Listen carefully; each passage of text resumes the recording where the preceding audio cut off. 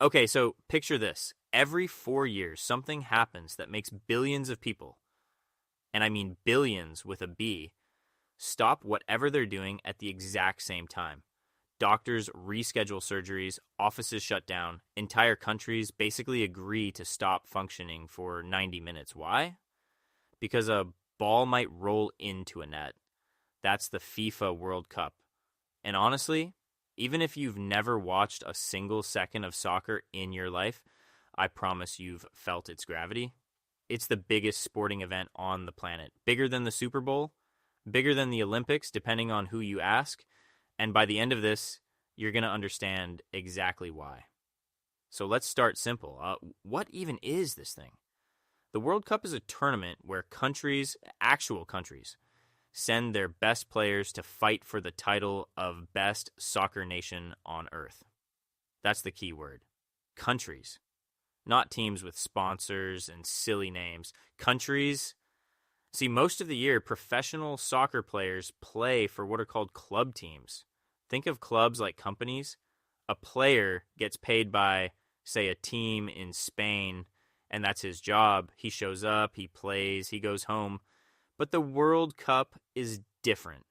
At the World Cup, players represent the country they were born in. No salary glory, no paycheck motivation, just pure, raw national pride. It's like if your country picked its 11 best people and said, go make us proud, and also please don't embarrass us in front of the entire planet. Now, who runs this whole circus? That'd be FIFA. FIFA is the organization that governs world soccer. They're basically the league office for the entire globe. They organize the World Cup, it set the rules, and pick the host countries. Founded back in 1904, they've been the boss of the sport for over a century. And here's a question I had for years. Why only every 4 years? Why not every single year like normal sports? Two reasons. One, it gives qualifying time to actually happen, and we'll get to that. And two, scarcity. The World Cup is rare on purpose. You only get a handful of these in your entire lifetime.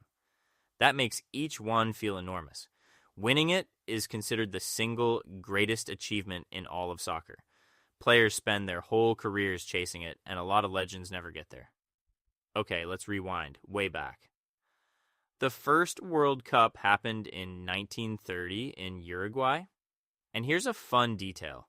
Uruguay hosted it because they just won the Olympic soccer titles and were celebrating 100 years of independence. So they basically said, come party at our place. Only 13 teams showed up. Travel was brutal back then. Some European teams had to take a multi-week boat across the ocean just to play. Imagine being so committed to soccer that you're seasick for 3 weeks first. Uruguay won that first one on home soil in front of their own people. And just like that, a legend was born. Then the tournament grew and grew and grew.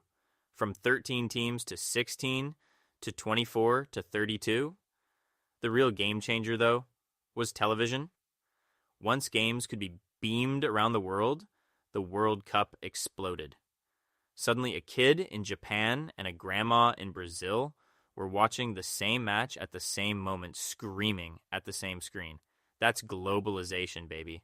The World Cup turned into a worldwide holiday that nobody officially declared, but everybody celebrates anyway.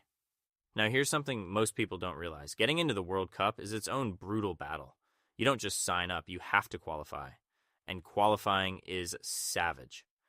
FIFA divides the world into 6 big regions called confederations. Europe, South America, Africa, Asia, North and Central America, and Oceania. Each region holds its own qualifying tournament, sometimes lasting 2 or 3 years. So before the actual World Cup even starts, hundreds of countries are clawing at each other for a limited number of spots. Some nations have never qualified, not once, ever. Picture that heartbreak. Generations of players who gave everything and never made it in. That's why just qualifying for the World Cup is treated like a victory. For some countries, getting there is the championship. All right, let's talk about how the actual tournament works using the brand new 2026 format. Because 2026 is huge. For the first time ever, the World Cup is expanding to 48 teams, 48. And it's being hosted across 3 countries, the United States, Canada, and Mexico. The whole continent is throwing the party. Here's how it flows. First comes the group stage. The teams get split into small groups. Inside each group, every team plays the others. Win a game, you get 3 points. Tie a game, you get 1 point. Lose, you get nothing. The teams with the most points climb out of their group and move on. The losers go home and cry into their flags. After the groups, it becomes single elimination, which means win or you're done. No second chances. We go from the round of 32 to the round of 16 to the quarterfinals to the semifinals and finally the final. 1 game, 1 trophy, the whole world watching. Now, if you've never watched soccer, you might be wondering, how do you even win a game? Simplest thing in the world. You score more goals than the other team. A goal is when the ball goes fully into the other team's net. That's it. The team with more goals wins. But here's the catch that drives newcomers crazy. Soccer games can end in a tie. In the group stage, that's fine. Everybody just takes their 1 point and moves on. But in the knockout rounds, somebody has to win. So if it's tied, they play extra time, 30 bonus minutes. And if it's still tied after that, we get the most nerve-shredding thing in all of sports. The penalty shootout, 1 player, 1 ball, 1 goalkeeper, from close range, score and you're a hero. Miss and you might not sleep for 10 years. People have literally become national villains over 1 missed kick. It's beautiful and cruel. So why do people care this much? Why do grown adults sob in the streets over this? Because the World Cup isn't really about soccer. It's about belonging. When your country plays, you're not watching a game. You're watching your home, your people, your flag. Strangers hug each other in bars. Cities go silent, then erupt. Winning the World Cup is treated like an unofficial national holiday. Sometimes literally with parades of millions. And the players? They describe winning it as the greatest moment of their entire lives. Bigger than money. Bigger than fame. Because they did it for everyone who ever cheered their name.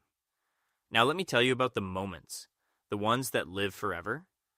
In 1958, a 17-year-old kid named Pelé won the World Cup with Brazil. 17.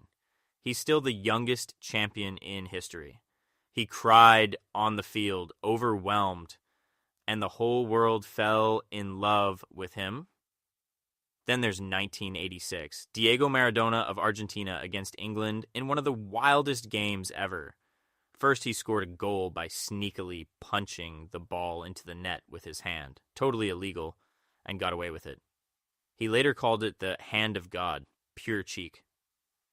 But then, minutes later, in the very same game, he scored what many call the greatest goal of all time. He picked up the ball near the middle of the field and dribbled past basically the entire English team by himself before scoring. So in one match, he was a cheater and a genius. Iconic. Fast forward to 2006, the final. Zinedine Zidane, a French legend playing the last game of his career, gets into an argument with an opponent and, out of nowhere, headbutts the guy right in the chest. He gets thrown out. France loses. One of the most shocking endings in sports history. In 2010, Spain showed up with a style called tiki-taka, basically passing the ball so much that opponents got dizzy chasing it. They poked everyone to death with patience and won the whole thing. Then 2014 gave us pure chaos. Host nation Brazil, soccer royalty, got demolished by Germany 7-1 in the semifinal. 7-1. An entire country went into mourning. It's still a national wound. And then 2022, Lionel Messi. Maybe the greatest player ever, but he'd never won the one trophy that mattered. Years of heartbreak. The whole world wanted it for him. And in an absolutely insane final against France with young Kylian Mbappé scoring a hat trick, 3 goals in one game, Messi finally lifted the trophy. Grown men wept. It might be the best final ever played. That's the magic. These aren't just games, they're stories that get passed down like family legends. So here's where we land. The World Cup is the rare thing that actually unites the planet. For 1 month, every 4 years, people who don't speak the same language, don't share the same religion, don't agree on almost anything, all turn toward the same screen, holding their breath, hoping a ball rolls into a net. It's not really about soccer. It's about all of us, briefly, caring about the same beautiful, ridiculous thing at the same time. And honestly, in a world that argues about everything, that might be the closest thing we've got to magic. So in 2026, when the whole world stops again, now you'll know exactly why.